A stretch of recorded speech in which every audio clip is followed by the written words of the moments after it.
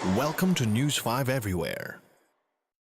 Mula sa News Headquarters ng Pilipinas. Aksyon Breaking. Magandang gabi, ako po si Mean Los Baños. Narito ang mga balita sa oras na ito. Halos hindi na gumagalaw ang mga sasakyan sa ilang bahagi ng EDSA dahil sa pagbaha. Sa EDSA People Power Monument, bumper to bumper ang eksena. Ang mga na-stranded na commuter naglakad na lang para makahanap ng masasakyan. Heavy traffic na ang nararanasan sa magkabilang lane ng EDSA White Plains at EDSA Orense. Halos walang galawan na rin ang mga sasakyan sa C5 Ortigas at EDSA Reliance. Samantala, hindi pa rin madaanan ng maliliit na sasakyan ang northbound ng Gate 3 ng Camp Aguinaldo dahil sa hanggang tuhod na baha.